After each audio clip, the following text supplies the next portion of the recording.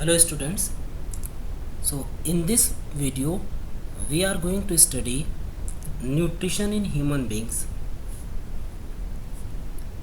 In the previous video we had already studied nutrition in animals in general and then nutrition in amoeba in detail.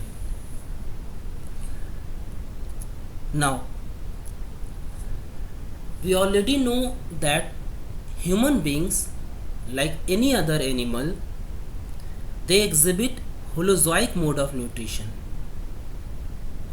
and holozoic mode of nutrition is characterized by 5 steps, that is ingestion, digestion, absorption, assimilation and egestion. So nutrition in human beings, because it is holozoic, it will also involve these 5 steps of nutrition. Then human beings, because they are the most evolved species, they have a well developed digestive system to carry out this process of nutrition. The digestive system in human being, it consists of two parts. First one is alimentary canal, which is a closed tube that starts from mouth to anus and ends at anus, and then the associated digestive glands.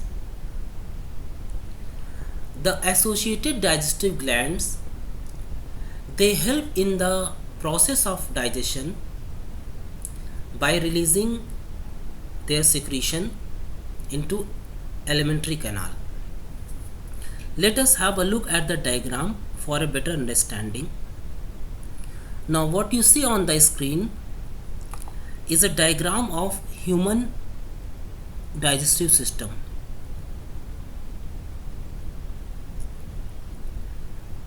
Now the alimentary canal, see, it starts from mouth. This part is mouth. The food is taken in from here. It starts from mouth, oral cavity, this follow this green line, then a common chamber known as pharynx, which is a common chamber for food and air that we have discussed. Then from pharynx we have this long tube known as esophagus. Esophagus opens into a sac-like structure, muscular structure known as stomach. This one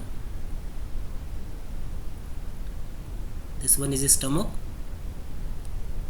and then from here stomach joins with a small intestine like this, which is a long coil tube to carry out the process of digestion and absorption, like this. You can see this is a coil tube like this. Now small intestine then joins with large intestine at this point. This one is large intestine, and then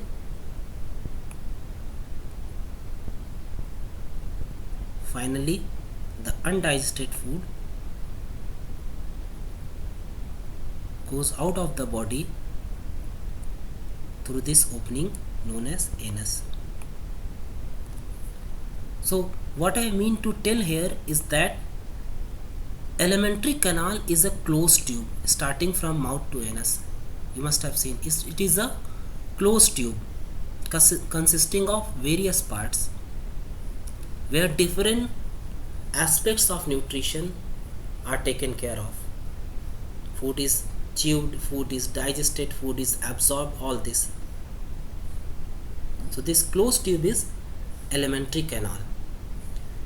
Now what are associated digestive glands? Associated digestive glands are those glands that pour their secretion into alimentary canal, but the food never goes into these glands. Like the first gland is salivary gland. Here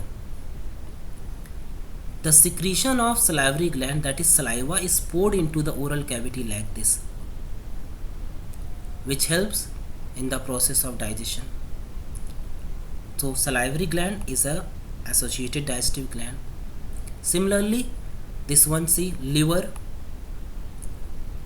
this one is also an associated digestive gland. It produces bile juice,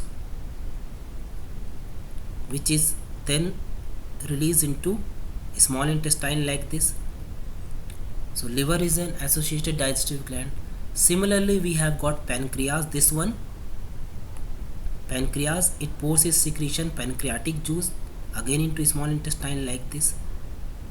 So what I mean to say here is that the associated digestive glands, the secretion of these glands, they help in the process of digestion, but food, keep this in mind, never goes into these glands. खाना कभी इसमें नहीं जाता. Food always travels into inside this alimentary canal. Food कभी इसमें नहीं जाता. Fine. Now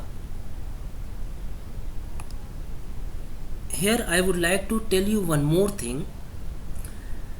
When you take in the food and when you try to swallow it, there are possibilities that food has reached pharynx, food has reached here. Fine.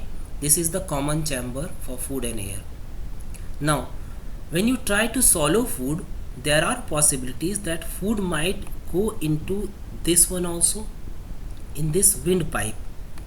This pipe is esophagus food pipe, this one, and this one is windpipe. So there are possibilities that food might go into windpipe.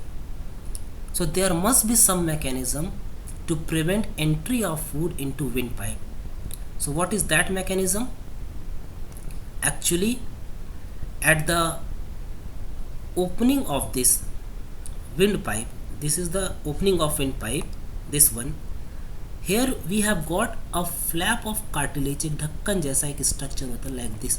Here we have got a flap of cartilage known as epiglottis. And when you are trying to swallow food, this epiglottis prevents entry of food into the windpipe.